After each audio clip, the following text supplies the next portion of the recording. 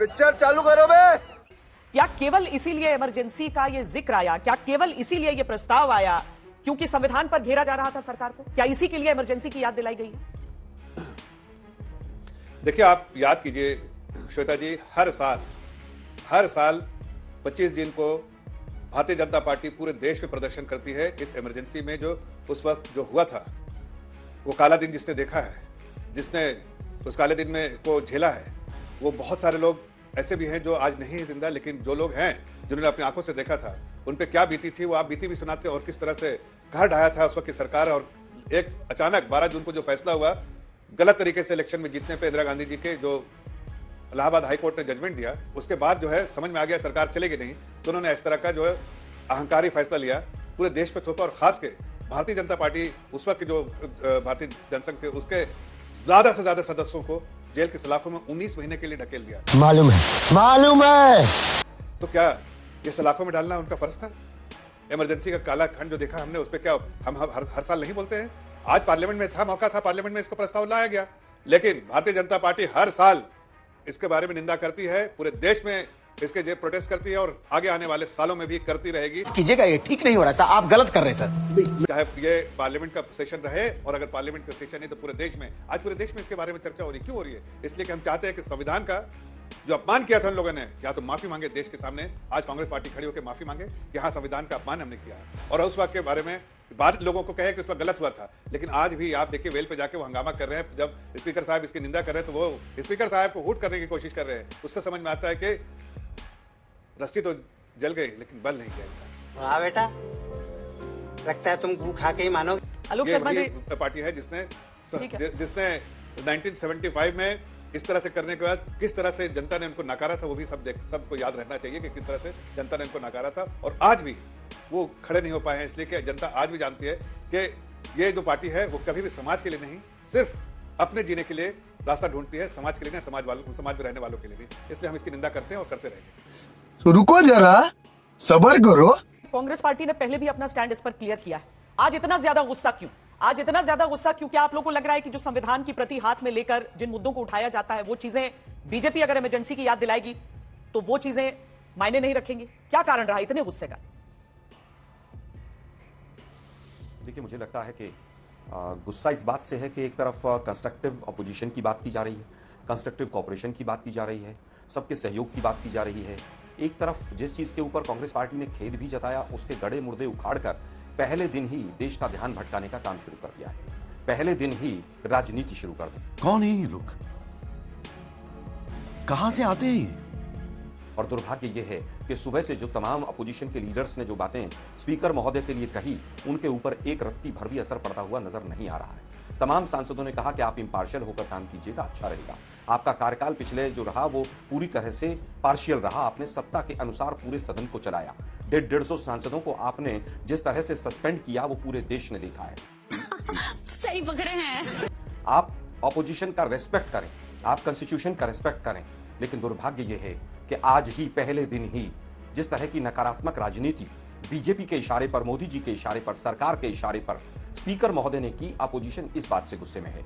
यही लोकसभा अध्यक्ष से शायद मणिपुर के ऊपर भी जितने लोग मारे गए उसके ऊपर भी अगर एक आज 2 मिनट का मौन रखवा लेते तो बहुत अच्छा था। जफर भाई बड़ी बड़ी बातें कर रहे थे कि देश की जनता ने नकार दिया। अरे भाई, आप लोग तो इतनी प्रचंड बहुमत की सरकार को 2.5 साल भी नहीं चला पाए इमरजेंसी के बाद, और 1980 में पुनः इंदिरा गांधी जी को स्थान दिया, और उसके बाद एक बहुत लंबा समय लगा कि कोई बहुमत की सरकार आप बना सकें। गजब बेइज्जती है। बहुमत की सरकार जब बनी तो आपने इमरजेंसी से भी ज्यादा बुरा हाल अनडिक्लेयर्ड इमरजेंसी करके जिस तरह से तमाम संवैधानिक संस्थाओं का कचूंबर निकाला है, तमाम सरकारी संपत्तियों को बेचा है, जिस तरह की मणिपुर की हालत है, जिस तरह से लोगों का पलायन हुआ है, लगभग 25 लाख पासपोर्ट यहां से सरेंडर हो गए हैं, और जिस तरह से आज तमाम पेपर लीक हो रहे हैं, इमरजेंसी में नहीं होती थी ये चीजें। अरे बाप रे, ये तो धोती खोल रहा है। फिर भी हमने खेद जताया था कि जो भी कुछ हुआ, और जो हुआ वो प्रोविजन का संविधान के अंदर है, तो ये बाबा साहब का अपमान और ये और वो 1954 और 55 में ये आरएसएस बाबा साहब अंबेडकर के पुतले जलाया करती थी सड़कों पर। आज अंबेडकरवादी बन रहे हैं लोग। वो लोग हैं जिन्होंने 52 साल तक तिरंगा नहीं फहराया।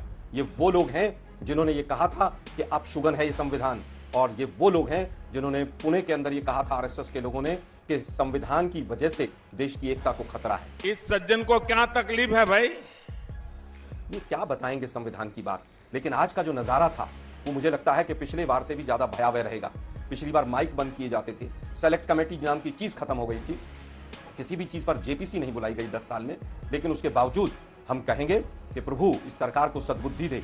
ये संसद बीजेपी का आलोक जी, हम तो उम्मीद करेंगे कि आज जो तस्वीरें दिखी हैं, कि राहुल गांधी और प्रधानमंत्री नरेंद्र मोदी एक साथ हाथ मिलाते भी दिखे, भले परंपरा रही, ये तस्वीरें भी देखते चलिए ना। श्वेता जी, जी, आप आशंका जता रहे हैं, लेकिन देश की जनता के लिए उम्मीद भी बड़ी जरूरी है, और ये उम्मीद वाली तस्वीर है। जी, आप जल्दी से खत्म करें। जी, आप समझिए, जली ना, तेरी भी जली ना।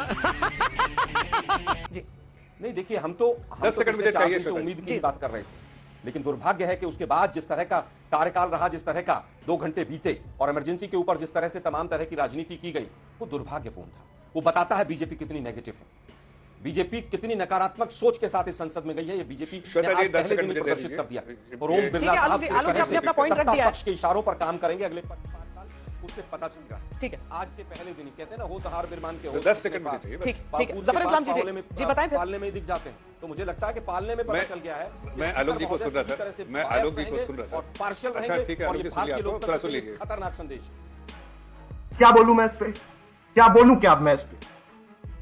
देखिए, मैं आलोक जी को सुन रहा था, इन्होंने बात कही कि मैंने उसके बारे में दुख व्यक्त कर दिया है, निंदा हम लोगों ने कर दिया है, पहले किया है। भाई, कोई गलत काम अगर 100 साल पहले हुआ, क्या जलियान वाला बाग जो हुआ उसको आज आप अप्रिशिएट करेंगे कि आज भी निंदा करेंगे? मैं आपसे पूछता हूं, अगर इमरजेंसी का काला दौर वो देखा हम लोगों ने, तो क्या उसकी निंदा करेंगे या ऐसे हुट करेंगे स्पीकर के सामने? तो मैं वही कह रहा हूं कि आपको जब आज खड़े होकर जब इसका प्रस्ताव आया था, उस प्रस्ताव के समर्थन में आपको भी पार्टी लाइन नहीं रहा देखना चाहिए, देश के हित में क्या था, तो एकता के लिए, अखंडता के लिए, और जो काला दौर देखा है उस चीज को उसकी निंदा करनी चाहिए थी, ताकि उस संविधान का जो अपमान हुआ है वो दोबारा अपमान ना हो। लेकिन आपने तो ऐसा किया नहीं। आज भी वही कर रहे हैं जो आपने 1975 में किया था, और आज भी वही करना चाह रहे हैं जो आपने पहले करके दिखाया। जफर इकबाल जी, ऐसे ये पार्टी लाइन से ऊपर उठ के ये चीजें, आप जो चीजें आलोक जी ने कही, उन्होंने आपको सीधे तौर पर ये कहा कि जो एक अच्छे माहौल में हो सकता था कि शुरुआत हो, पहले ही दिन इसका जिक्र आने से माहौल जिस तरह का लग रहा है उसे लेकर संशय हो रहा है। खाओ मां कसम। जी, आलोक जी, ये बताइए कि जो राजीव जी भी बात उठा रहे हैं और जफर इस्लाम कह रहे हैं कि अगर आज की तारीख वो है जो 1975 के बाद 50 साल का एक दायरा दिखाती है, तो तारीख के हिसाब से तो तिथि हो गई, वो दिन हो गया। अब अगर इसमें एक निंदा प्रस्ताव आता है जिसमें कंडेम किया जाता है इमरजेंसी को इंपोज करने को लेकर, तो आपको उस निंदा प्रस्ताव पर आपत्ति है? कांग्रेस पार्टी की आपत्ति सबसे बढ़कर किस चीज पर रही? मतलब निंदा तो आप लोग भी करते हैं ना कि ऐसा नहीं होना चाहिए था। निंदा प्रस्ताव पर देखिए, मैं समझता हूं निंदा करें, कुछ भी करें, जब 1980 में ही इमरजेंसी का जो दौर था, जनता ने उससे बड़ा जो भी उससे बुरा दौर था 77 से 80 का, वो देखा। क्या आज तक कभी मीडिया ने ये चर्चा की कि 1977 से और 80 तक कितने मीडिया कर्मी जेल में गए उस सरकार में, और कितने कांग्रेसी जेल में गए? शायद मीडिया नहीं कर पाएगा। Once more! मैं कहूंगा कि निंदा प्रस्ताव आप खूब करें। जिस देश के प्रधानमंत्री ने पाकिस्तान के 2 टुकड़े किए हों और जिसकी भूरी भूरी प्रशंसा तमाम मौकों पर अटल बिहारी वाजपेयी जी जैसे लोगों ने की हो, आज संसद के पहले दिन ही उन प्रधानमंत्री का नाम लेकर अगर आप निंदा करते हैं, तो ऐसे स्पीकर के ऊपर प्रश्न चिन्ह खड़े होंगे। हमें निंदा करने नहीं करने से बहुत फर्क नहीं पड़ रहा है। उसका कारण है कि 1980 में जनता ने वापस पुनः हमें चुना। हमारे से जो गलती रही उसका खेद व्यक्त हुआ, लेकिन क्या मणिपुर के लिए मोदी जी खेद व्यक्त करेंगे कभी जीवन में? क्या हिंदुस्तान का मीडिया कभी एक प्रेस कॉन्फ्रेंस करा के और मोदी जी से खेद व्यक्त करवा पाएगा? ये डिक्लेयर्ड जो इमरजेंसी से भी जो बुरा हाल है, क्या उससे कभी देश वापस आ पाएगा? नहीं। नीट की परीक्षा में जो लाखों बच्चे सड़कों पर हैं, उसके लिए बीजेपी कभी माफी मांगेगी? मैं समझता हूं कि आज भी पहले दिन ही पहले प्रोटर्म स्पीकर के ऊपर राजनीति हुई। क्यों डरते हैं इतने लोग? जो प्रोटर्म स्पीकर 2 दिन 3 दिन तक, जब तक शपथ है तब तक होने थे, उसमें भी राजनीति, उसमें भी परंपरा को तोड़ा। पिछले 5 साल बिना डिप्टी स्पीकर के आपने चला दिए, तब तो कहीं संविधान का हनन नहीं हुआ। मैं समझता हूं कि आज जिस तरह से स्पीकर के ऊपर कॉन्सेंसस बनना चाहिए था, नहीं बना। किस तरह से डिप्टी स्पीकर का पता ही नहीं है कि डिप्टी स्पीकर कब बनेगा, नहीं बनेगा, क्या विपक्ष को मौका मिलेगा कि नहीं मिलेगा। 5 साल तक डिप्टी स्पीकर नहीं रहा, लेकिन सरकार से हमने कभी किसी व्यक्ति ने नहीं कहा, बताया कि क्यों नहीं रहा। अरे भाई, पूर्ण प्रचंड बहुमत की सरकार थी। केवल एक राग लेकर उसको आलाप देना, और वो भी इस पहले दिन संविधान, जिस समय पर तमाम चीजें हम डिस्कस करके पॉजिटिविटी के साथ आगे बढ़ना चाहते हैं। अभी मेरे भाई राजीव रंजन जी कह रहे थे कि संविधान की प्रति क्यों लेकर चले गए। लगता है जेडीयू पर बीजेपी का और आरएसएस का कुछ ज्यादा ही असर हो गया है। क्या संविधान की प्रति को ले जाना भी गलत है? एक देश के प्रधानमंत्री वहां पर संविधान पर माथा टेकें, मैं नौटंकी शब्द इस्तेमाल नहीं करूंगा, और 10 साल तक संविधान का पूरी तरह से उसको कुचल दें, उसके बाद वो तो ठीक है, लेकिन विपक्षी अगर संविधान की कॉपी ले जाएं तो वो गलत है। ये कहां से सोच आ रही है? आज पूरी तरह से देश ये चाहता है कि पॉजिटिविटी के साथ आगे बढ़े। पिछले 10 दिन की जो घटनाएं हैं सरकार बनने के बाद की, वो देखिए आप, कहीं पर आग लगी, उसका कोई एक व्यक्ति जेल में नहीं जाता है। गुजरात के अंदर इतने बच्चे मर गए, वो गेमिंग जोन में किसी ने आवाज नहीं उठाई, सब गायब हो गए। मोरबी कांड में सब लोग बरी हो गए। आज पूरी तरह से नकारात्मकता का माहौल है। इस नकारात्मकता से पॉजिटिव लाने में सबसे पहला काम यह होना चाहिए कि युवाओं के अग्निवीर को समाप्त हो, नीट एग्जाम को समाप्त किया जाए, लेकिन उस पर चर्चा नहीं करेंगे। 50 साल पहले इमरजेंसी में क्या हुआ था, उस पर चर्चा करेंगे। अरे जो आरएसएस के पिट्ठू आप लोगों ने तमाम जगह पर एग्जामिनेशन बॉडीज में बैठा दिए हैं और वो पूरे भविष्य को, युवाओं को खत्म कर रहे हैं, उस पर चर्चा नहीं चाहते हैं आप। जफर इस्लाम जी, नीट का एग्जाम खत्म नहीं होगा कांग्रेस, क्योंकि उसने उस कांग्रेस पार्टी जो कह रही है, व्यक्ति ने, आपके सभी विरोधी जो कह रहे हैं कि सरकार दरअसल कंसेंसस चाहती ही नहीं है, क्या बीजेपी के रुख को देखकर ऐसा लग सकता है? प्रोटेम स्पीकर को लेकर हंगामा हुआ, लेकिन बीजेपी ने वही किया जो वो चाहते थे। स्पीकर को लेकर सारा, डेप्यूटी स्पीकर को लेकर अभी तक सुगबुगाहट नहीं, आहट नहीं है कि क्या आगे आने वाले दिनों में हो सकता है। देखिए श्वेता जी, जहां तक स्पीकर का सवाल है, तो स्पीकर जो है वो बिल्कुल सबकी सहमति से ओम बिरला जी को बनना चाहिए। कोई स्कोप भी नहीं था उनके पास, कोई हेडरूम नहीं ऐसा है जहां पर वो इस तरह की फ्रिक्शन क्रिएट करके उनको कामयाबी मिलती, लेकिन फिर भी उन्होंने इस बात को नहीं माना, कंसेंसस को ठुकरा दिया, और ये जानते हुए कि उन्हें जब सदन के पटल पे जब अगर वोटिंग होगी तो वो पूरे तौर से ध्वस्त हो जाएंगे। उसके बावजूद, बल्कि मैं ये कहना चाहता हूं कि जितने लोग उनके साथ जो खड़े दिखते थे वो भी खड़े नहीं दिखेंगे। अरे यार क्या बात कर रहे हो यार, भाई साहब मतलब कुछ भी बोलोगे। उसके बावजूद इन्होंने बस एक मुद्दा बना के रखा। शायद अगर ये डिप्टी स्पीकर की बात करते, जब डिप्टी स्पीकर की बात का उसका चयन का समय आता तो उस वक्त उस पर चर्चा करते, हो सकता था कोई सहमति बनती। लेकिन जब अपने गरिमा में झांक के देखिए, आप कर्नाटक की सरकार को देख लीजिए, स्पीकर और डिप्टी स्पीकर दोनों एक ही पार्टी के, केरला में उठा के देख लीजिए, वेस्ट बंगाल में उठा के देख लीजिए, कई ऐसी सरकारें हैं जहां पर वहां पर डिप्टी स्पीकर और स्पीकर दोनों एक ही पार्टी के हैं। तो यहाँ क्यों हंगामा? अरे साला तुम लोग पागल है क्या?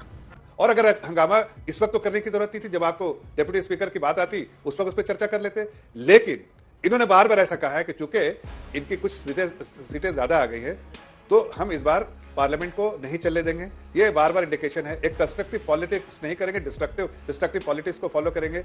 जो एक रिस्पॉन्सिबल अपोजिशन का जो रोल होना चाहिए वो रिस्पॉन्सिबल अपोजिशन का रोल नहीं करेंगे, बल्कि हम जो समाज के लिए बेहतरी के लिए, समाज के अच्छे के लिए हम जो लेजिस्लेशन लेके आना चाहते हैं उस लेजिस्लेशन को बनने में हम कठिनाई पैदा करेंगे, वेल पे जाके डिस्टर्ब करेंगे पार्लियामेंट को और पार्लियामेंट नहीं चलने देंगे। पिछले बार इन्होंने दिखाया था और अब बार बार कह रहे हैं कि जब हमने पिछले बार कम संख्या होने के बावजूद भी किया था तो इस बार और ज्यादा करेंगे। अरे झूठ बोल रहा है, ये झूठ बोल रहा है। यही तो भाषा वो बोल रहे हैं। हम उनसे चाहते हैं कि अगर आप पार्लियामेंट को आप चाहते हैं कि कंसेंसस हर चीज में रहे तो पार्लियामेंट होना चाहिए, पार्लियामेंट फंक्शन करना चाहिए और मुद्दे ऐसे उठाइए जो बीएससी में डिस्कस हो गए, जो एडवाइजरी कमेटी में, जो है बिजनेस एडवाइजरी कमेटी में जो डिस्कस हो गया, वही मुद्दे को जाके पटल पे जाके डिस्कशन करना चाहिए। लेकिन होता क्या है श्वेता जी कि जब ये बिजनेस एडवाइजरी कमेटी में इनके रिप्रेजेंटेटिव आते हैं तो ये सब कुछ सहमति वहां पर हो जाती है, there is a meeting of minds. But जब इनको जाते हैं पटल पे तो फिर से वही जो नेगेटिव, नकारात्मक जो उनका रुख होता है वो दिखने को मिलता है। और मैं आज आपको एक बात बोलता हूं श्वेता जी, देखिए मैं आपकी तारीफ कर रहा हूं, जिस तरह से आज आप यहां पर जो पूरा डिबेट करा रही हैं, आपको भी देखिए ऐसा लग रहा है आपने सबको मौका दिया, तो अच्छा डिबेट हो रहा है, सबको अपनी अपनी बातें करने का मौका मिलेगा। वही तो कह रहे हैं लेकिन कि जब उनको डिस्टर्ब म्यूट कर दिया जाता था तो सबको कि उनकी आवाज को सुना नहीं किया जाता था। ये नहीं नहीं, ऐसा नहीं है, उनकी आवाज पूरी सुनी जाती है, लेकिन वो आवाज कहां सुनाना चाहते हैं? पटल पे नहीं, सदन के पटल पे नहीं, बल्कि टीवी जो चलता है उस पे वो कहीं ना कहीं विरोध अपना जताना चाहते हैं, विरोध दिखाना चाहते हैं देश की जनता को कि हम विरोध कर रहे हैं। चुप कर बे कुत्ते। मैं तो ये पूछना चाहता हूं, आप अपने जो डिस्कशन किया बीएससी में आप लेकर आइए, मुद्दों को लेकर आइए, बीएससी में जो डिस्कस हुआ वहां एक बार सहमति बनी, उस सहमति के बेसिस पर आपको टाइम अलॉट होता है, टाइम अलॉट होने के बाद उस पर जो है आप चर्चा करते हैं। लेकिन ऐसा ही ना डिलिबरेट करना चाहते हैं, ना डिबेट करना चाहते हैं, डिस्ट्रप्शन करना चाहते हैं, और यही उनका अप्रोच रहा है। रुक तेरे को बताते तेरी माँ की।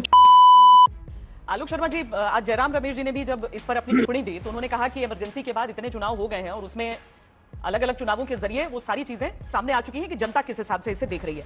अब उस हिसाब से देखिए तो इन चुनावों में बड़ा मुद्दा संविधान को बनाया गया, सीटें कम जरूर हुई लेकिन जनता का मैंडेट तो एनडीए की तरफ ही रहा। तो इसका पर्याय उस हिसाब से क्या निकाला जाए कि अगर आज भी नेता इसी की बात कर रहे हैं कि संविधान को खतरा है और लोकतंत्र को खतरा है? उसका सीधा सीधा कारण यह है कि यह हथियाई हुई सरकार है और इसमें बहुत सारे हथियाने में बहुत सारे हथियार थे और बहुत सारे किरदार थे। उसमें जांच एजेंसियां, ईडी, सीबीआई, इनकम टैक्स सब थे। और मीडिया सबसे बड़ा हथियार था। इन सब हथियारों के आधार पर इलेक्शन कमीशन के द्वारा एक बिसात बिछाई गई और इलेक्शन कमीशन के बाद तमाम जो मीडिया, बीजेपी और एग्जिट पोल, ओपिनियन पोल एक नेक्सस बनाया गया। तो यह हथियाई हुई सरकार है। ये बड़ी अच्छी बात कही आप। लेकिन क्योंकि हम लोकतंत्र में विश्वास रखते हैं और इसमें कौन कौन से किरदार थे वो मैंने बता दिया आपको। अब बात आती है कि पिछले लोकसभा में क्या क्या हुआ। इन्हीं स्पीकर महोदय के टाइम पे सैकड़ों बार माइक या तो बंद किया गया या माइक को कम किया गया। 3 काले कानून बिना डिस्कशन के संसद से पास हो गए, स्पीकर महोदय ने नहीं कहा। नोटबंदी में लोग लाइनों में खड़े खड़े मर गए। आज जेडीयू के साथी को टैक्स पेयर्स के पैसे की चिंता है। 2.5 महीने तक संसद नहीं चलने दी 2G पर और फिर सारे बरी कर दिए। और उसको क्या कहेंगे आप? कौन माफी मांगेगा उसके लिए? शायद कोई नहीं मांगेगा। क्यों? क्योंकि माफी मांगने की परंपरा नहीं है। मैंने अभी मणिपुर के लिए कहा, आप कहते हैं कि साहब सबको मिलकर चलना चाहिए। मणिपुर पर स्टेटमेंट सुना था घमंडिया का। मैं घमंडिया शब्द इस्तेमाल कर रहा हूं क्योंकि घमंडिया विपक्ष के लिए पूरे चुनाव में उपयोग किया गया। जिस देश के प्रधानमंत्री की सोच यह हो कि विपक्ष जो है वो घमंडिया है, विपक्ष जो है वो कांग्रेस मुक्त होना चाहिए, देश जो है वो 80-20 और हिंदू मुसलमान और मुजरे और मंगलसूत्र पर चुनाव लड़कर आया हो, तो उससे क्या उम्मीद कर सकता है ये देश? वो देश को केवल विभाजन के रास्ते पर लेकर जाएगा, इससे आगे कहीं नहीं लेकर जाएगा। चाहे मणिपुर हो, चाहे लैंड एक्विजिशन बिल हो, चाहे नोटबंदी हो, 3 काले कानून हो, पेगासस हो, राफेल हो, इस संसद का क्या रवैया रहा पूरे देश ने देखा। 150 सांसदों को सस्पेंड करके आईपीसी के अंदर धाराओं में जो परिवर्तन किए गए। माननीय राहुल गांधी जी का फैसला हाईकोर्ट का आता है, एक दिन ये स्पीकर महोदय नहीं रुक सकते हैं और बाकियों के लिए रुकते हैं। अरे बेटे, तुझे थकान नहीं लग रही क्या? आप बात आती है कि स्पीकर महोदय के ऊपर तमाम तरह के जो 10 साल के आप रिकॉर्ड देखेंगे विधानसभाओं के। अरे भाई, बीजेपी ने कब कांग्रेस का डिप्टी स्पीकर कौन से राज्य में बना दिया? आपने तो 1 दर्जन से ज्यादा सरकारें जांच एजेंसियां, आकलन विश्लेषण सब चलता रहेगा, लेकिन सैयद जफर इस्लाम जी, क्या सरकार लोगों को इस बात को लेकर आश्वस्त कर सकती है कि इस रुख के साथ और ये अभी जो शुरुआत हुई है इससे कुछ अलग होगा आगे का सफर? क्या इस बात को लेकर लोग आश्वस्त रह सकते हैं कि पार्लियामेंट्री अफेयर्स मिनिस्टर अच्छे से संभाल लेंगे और सहमति, जिसकी बात प्रधानमंत्री करते हैं कि बहुमत नहीं सहमत उसकी जरूरत है, उससे चलेगा यहां पर कामकाज? तू क्यों दे रही है फिर उसका? देखिए श्वेता जी, आपने देखा है इतिहास कांग्रेस का, यूपीए का, खासकर कांग्रेस पार्टी ने जब अकेले सत्ता में रहती थी तो उन्होंने आर्टिकल 356 को कितने बार इन्वोक किया? लगभग 100 बार। सरकारें गिराने, कॉन्स्टिट्यूशन को धज्जियां उड़ाने का काम उन लोगों ने किया। चुनी हुई सरकार को गिराना, अगर कोई भी स्टैंड लेता हो, खिलाफ बोलता हो, तो उसको आप गिरा दीजिए। ये सब परंपरा जो है 2014 से पहले इन लोगों ने बहुत कर लिया। 2014 के बाद आप बताइए कभी भी हम आर्टिकल 356 को इन्वोक किया? किसी चुनी हुई सरकार को गिराया? लोगों ने हमारे खिलाफ कितनी बातें की, कितने सारे नहीं, कितने, एक मिनट बीच में मत बोलिए। आलोक जी, आप बोल रहे हैं, आपने बहुत कड़े आरोप लगाए, वो चुप रहे जी।